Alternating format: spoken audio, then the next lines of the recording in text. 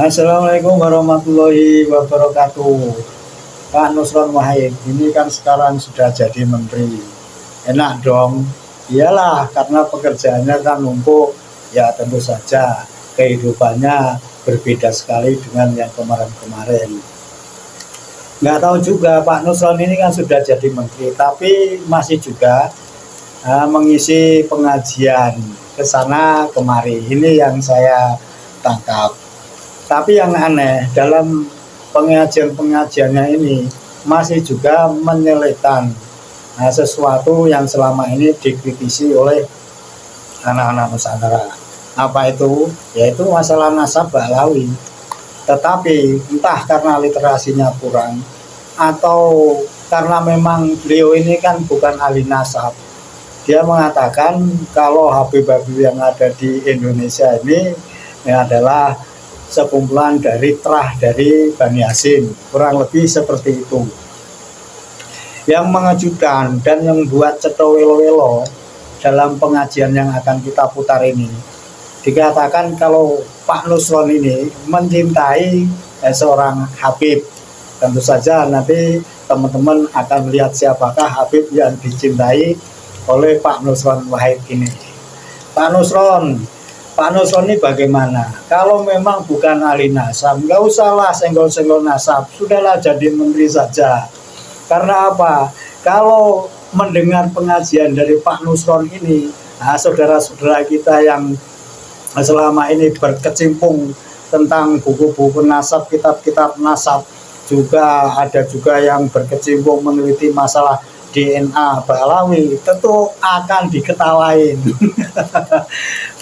Begitu menggebu-gebunya Pak Nusron Wahid ini mencintai Habib, juga di mana-mana pengajian dia selalu menyelipkan kata-kata cinta kepada Habib, dan juga pernah mengatakan kalau pepunden-pepunden di Nusantara ini juga adalah beberapa orang Habib atau Bahlawi. Ya inilah yang membuat kita ini pusing, tapi juga ketawa.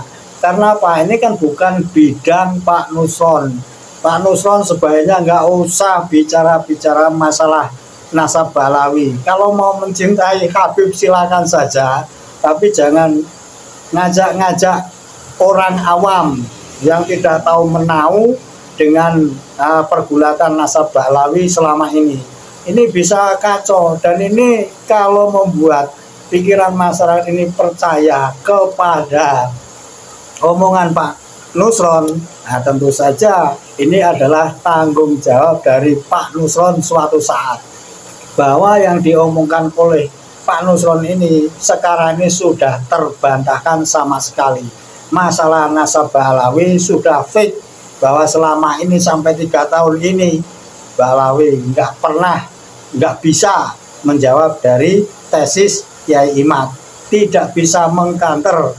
Tapi kalau Pak Nusron mau cinta kepada Habib, ya mungkinlah ada dukungan kemarin-kemarin yang membuat Pak Nusron sampai sekarang ini menempati posisi seperti ini. Ya kita nggak tahu, monggo-monggo saja, terserah mau cinta kepada Habib sampai mati, yaitu urusan Pak Nusron Wahid. Jangan ajak-ajak masyarakat awam yang tidak tahu menau. Kita tidak mengadu domba pemerintah dengan ulama, dengan Habib, tidak.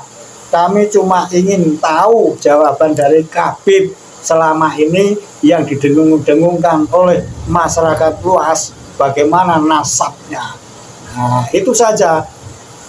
Karena selama ini mereka tidak membantah, tidak bisa mengeluarkan data-data bahwa mereka ini adalah dzurriyyahnya Kanjeng Nabi Muhammad SAW. Jadi teman-teman, inilah video dari bagaimana menggebu-gebunya gombalan Pak Nusron Wahid dalam sesi pengajian.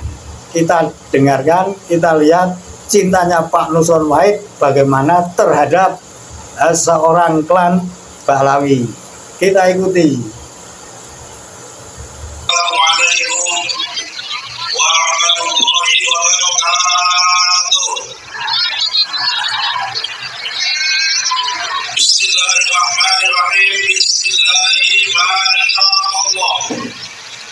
لا يسوق الخير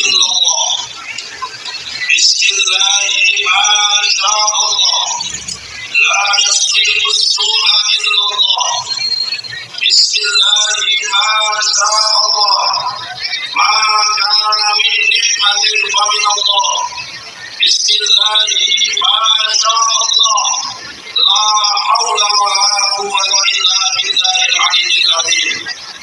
اللهم صل وسلم وبارك وتحنن وتكرم على سيدنا ومولانا محمد وعلى آله وأصحابه ومن تبعهم بإحسان إلى يوم الدين. أما بعد. Yang sama-sama kita hormati para hadirin yang hadir di tengah kita, wabil khusus Raisul Al-Hayam Al-Habib As-Sayyid Awi bin Salam Al-Kufri. Moga-moga Allah memanjangkan umurnya, menilai kita semua dan diangkat derajatnya oleh Allah Subhanahu wa Ta'ala. Dan para hadirin lainnya yang mana tidak bisa kami sebut satu persatu. Sohibul wilayah Bapak Gubernur yang kami hormati, senior kami di Kabinet Merah Putih, Bapak Menteri Hukum, Bapak Dr. Supratman Andi Agas. Moga-moga Allah memanjangkan umurnya. Para kiai, para ustaz, dan hadirin sekalian yang kami hormati, moga-moga dicintai dan dimuliakan oleh Allah Subhanahu wa Ta'ala. Pertama-tama kami ingin menyampaikan pada hari Jumat pagi sebelum kami berangkat ke sini, kami berkomunikasi dan telepon kepada Bapak Presiden. Kebetulan beliau sedang ada di Turki dan pertama kali saya menyampaikan ingin hadir di sini. Beliau menyampaikan salam kepada hadirin sekalian dan keluarga besar Al-Hayat. Yang kedua, kami yakinnya bahwa kita semua kumpul di sini karena mahabbah, karena cinta kepada guru kita, cinta kepada orang alim, cinta kepada orang soleh, yaitu adalah guru Al-Habib Idrus bin Salim Al-Kufri. Karena cinta kita kepada beliau ini, hadirnya semua di sini merupakan ayat-ayat kaulnya bahwa Allah Subhanahu wa Ta'ala merupakan bukti bahwa Allah Subhanahu wa Ta'ala juga mencintai guru yang mencintai Habib Idrus bin Salim Al-Kufri. Kenapa?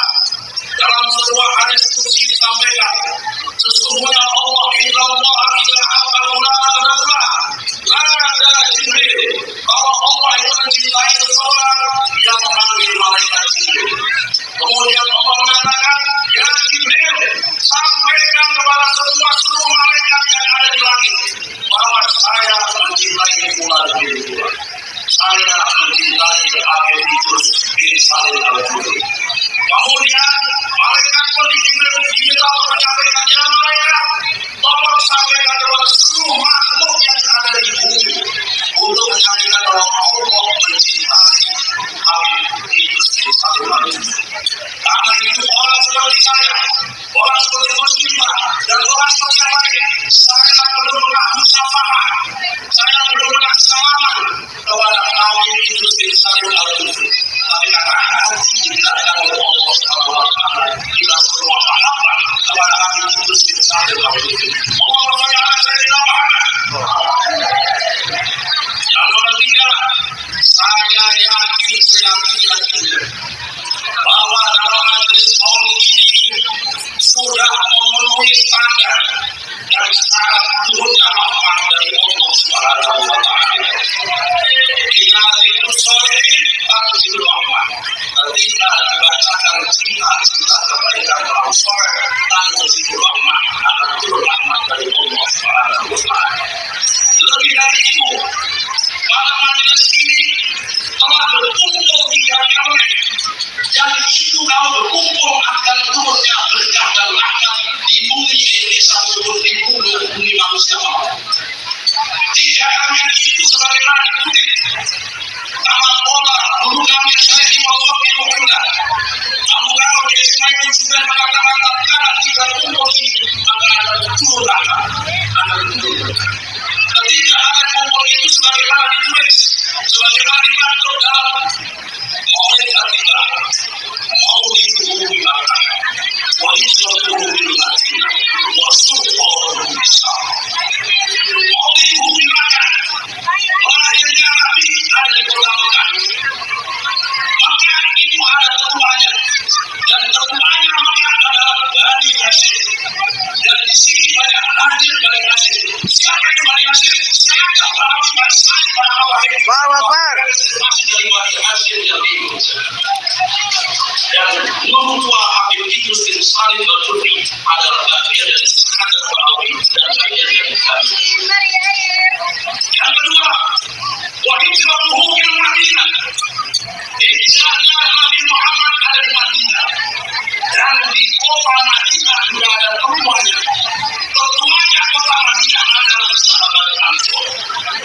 Saking hebatnya sahabat Ansor, Nabi mengatakan, Man ahabbal Ansor ahabballah. Karena siapa yang mencintai Ansor, Allah itu mencintai. Wa man ahabballah, ahabballah. Dan barang siapa yang membenci sahabat Ansor, Allah akan membenci. Sahabat Ansor di Indonesia ini juga ada representasi. Berdasarkan fatwa ulama Madani mengatakan bahwa Madinah man aana wa nasara wa asya dinallahi bahwa Ansor ila yaumil qiyamah. Barang siapa orang yang menolong, orang yang dekat dan memperjuangkan agama Allah adalah Ansor ila yaumil qiyamah. Karena itu Ansor di sini ada dua makna Madani. Ulama-ulama kota selain tabain selain sahabat baru bertemu dengan ulama Al-Wasliyah, ulama Muhammadiyah, ulama yang representasi dari yang terakhir wasultanuhu bisyam, yang namanya Syam juga punya ketua.